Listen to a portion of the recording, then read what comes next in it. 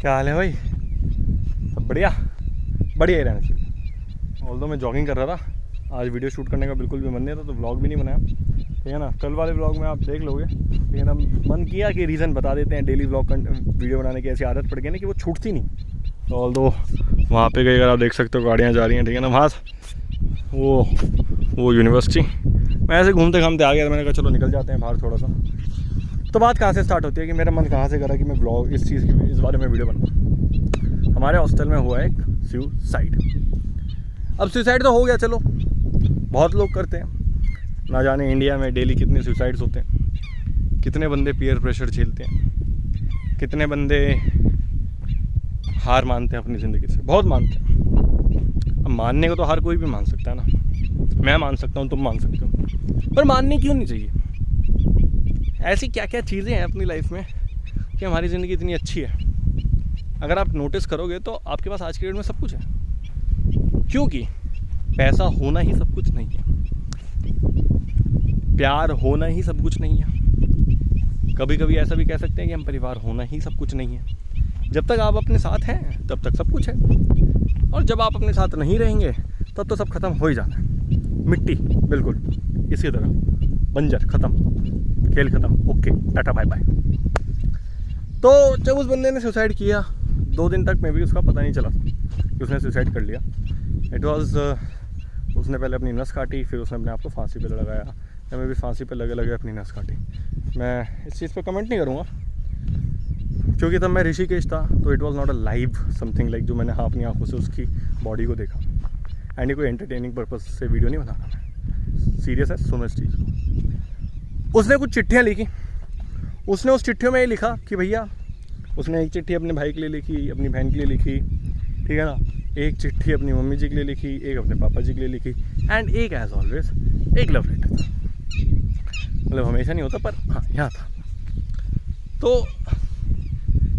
उसके जो पैगाम थे, मैं कहना चाहूँगा, उसके पैगाम से ये पता चल रहा था कि he was in a pressure किस चीज़ का? He was in a pressure कि उसके अंदर का प्रेशर रिलीज़ नहीं हो रहा। मतलब उसके पापा उससे बात नहीं कर रहे थे, या मे बी उसकी फैमिली में सब देयर वाज अ डिस्प्यूट, जिसकी वजह से सब उसको गलत समझने लगे। तो ये एक प्रेशर था जो वो झेल रहा था। एंड फिर उसकी लाइफ में कोई लड़की वड़की आई, वो भी उसको छोड़ के चली गई, जहाँ पे उसने एक प्रेम खत लिखा था। अब यार गलत तो है ही, सही तो बिल्कुल भी नहीं है।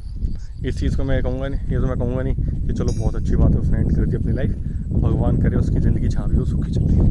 नहीं, ऐसा कुछ नहीं है। मैं यहाँ पे ये कहूँगा, क्यों, क्या ज़रूरत थी? विल पावर की बात करते हैं इस सुसाइड के केस में ना। विल पावर बहुत एक स्ट्रॉन्ग फैक्टर है जो कि सामने आता है लोगों के, मेरे भी आता। जब मैं ऐसे केसेस पहले देखता था पिछले लॉकडाउन में, ठीक है ना, क्योंकि लॉकडाउन में हमने एक टीम बनाई थी, और तो वो मिट्टी हो चुकी है। विल पावर बहुत लोगों की बहुत वीक होती है। खैर, विल पावर के बारे में बाद में बात करें, पहले डिस्कस करते हैं कुछ इंपॉर्टेंट पॉइंट्स। ध्यान से सुनना। पहला इंपॉर्टेंट पॉइंट आता है फैमिली। चलो, उससे भी पहला इंपॉर्टेंट पॉइंट आता है हमारा जीवन और हमारा जन्म। हमारा जो जन्म होता है ना किसी पर्पज़ के लिए होता है। APJ अब्दुल कलाम जी का हुआ, उन्होंने रॉकेट बनाया, मिसाइल मैन ऑफ इंडिया, ठीक है। और बहुत है यार, भगत सिंह जी का हुआ देश आज़ाद करने के लिए। किसी ना कोई ना कोई पर्पस होगा, चाहे वो बिज़नेस हो, चाहे वो व्लॉगिंग हो। मुंबई का निखिल का हुआ इंडिया में व्लॉगिंग कल्चर लाने के लिए। मैं कह सकता हूँ because he is the first person कि हाँ, जिसने ये चीज़ स्टार्ट करी। गौरव तनेजा सर का हुआ, मैं कह सकता हूँ, मतलब मैं वो कोई इतने बड़े इंसान है, हस्ती नहीं है, बट एक बात बताऊँगा मैं, गौरव तनेजा सर का हुआ। कौन सी थी, SpiceJet समथिंग, जिस कंपनी के खिलाफ उन्होंने आवाज़ उठाई। यहाँ बैठ जाते हैं, बैठ के आराम से वीडियो बनाएंगे। तो चीटी है यार, उठो पे ना बैठ जाए। तो हर किसी इंसान के ज़िंदगी में आने में, इस दुनिया में आने में कोई ना कोई पर्पस होता है। आप आए, आपका भी है, मैं आया, मेरा भी है। पर्पस कुछ भी हो सकता है, बिजनेस करना हो सकता है, अपनी फैमिली को आगे बढ़ाना हो सकता है, अपने घर की सिचुएशन संभालना हो सकता है, सुधारना हो सकता है। ऐसा कोई बड़ा पर्पस नहीं होता, ठीक है। तो एक जो जन्म होता है ना, वो बचपन में स्टार्ट होता है, और वो जो पर्टिकुलर हमारा जीवन होता है ना, वो बचपन में ही खत्म हो जाता है। क्योंकि किसी इंसान ने बहुत ही बढ़िया कहा है कि भैया जी देखो, जो बूढ़े इंसान होते हैं उनका दिमाग भी बच्चे जैसा होता है। मैं वही कहना चाहूँगा, बचपन में स्टार्ट होता है और बचपन में ही ख़त्म हो जाता है। अब क्या सिचुएशन आती है, बचपन में पैदा हो गए हैं हम, ठीक है, हमारे घर वालों ने हमें पाल पोस के बड़ा कर दिया, एज़ पर हम कहो कि उनकी भावनाएं थी हमारे लिए ऐसी या उनकी पर्टिकुलर ड्यूटी थी ऐसी। अंकल जी धूल उड़ा गए पूरी। तो कहो कि उनकी ड्यूटी थी या उनकी भावनाएं थी, भावनाएं होती है बेसिकली, ड्यूटी तो हर कोई निभा ही देता है। उन्होंने पाला पोसा, हमें बड़ा किया। अब दो सिचुएशन बनती है आगे जाके फैमिली में। एक फैमिली, अब आप बड़े हो गए हो, अब आप सब कुछ कर सकते हो, you can walk, you can run, you can earn, you can spend, you can make your own decision and you can understand that yes, this particular decision is good for me or this particular decision is bad for me।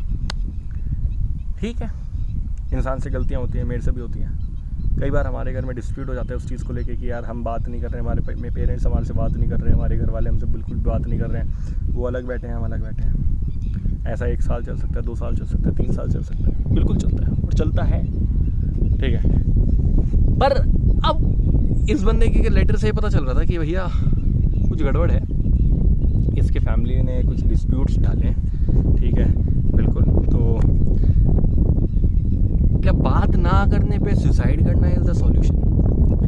क्योंकि जब तक ज़िंदगी में आपका शरीर आपके साथ है ना, तो आपके पास सब कुछ है, और जब आपका शरीर साथ नहीं है तो आप ही नहीं, ठीक है। मैं ये कहना चाहूँगा, जब तक आपका शरीर आपके साथ है ना ज़िंदगी में, तो आपको एक तरीके से देखा जाए तो you can sustain your self, you can live all over alone.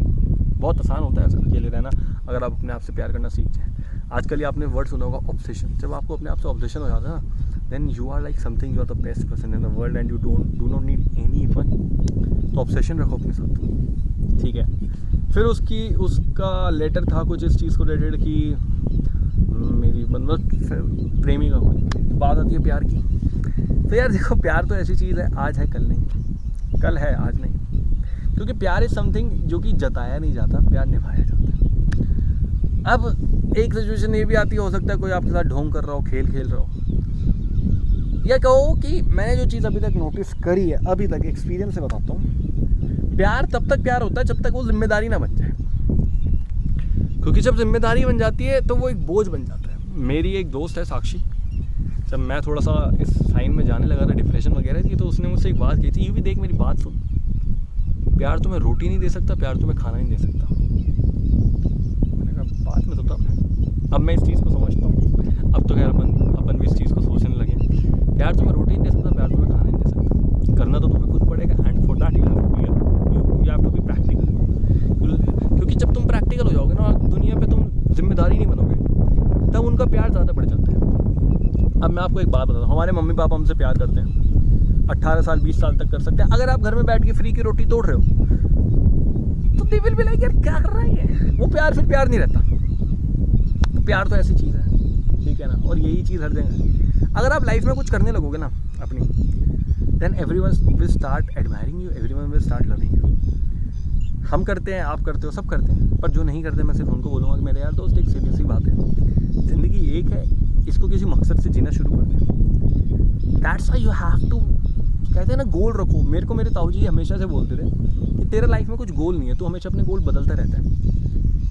यार मैं जैसा भी है, चलो मैं आज जाके उनकी इस बात को समझा कि why having goal in your life is important.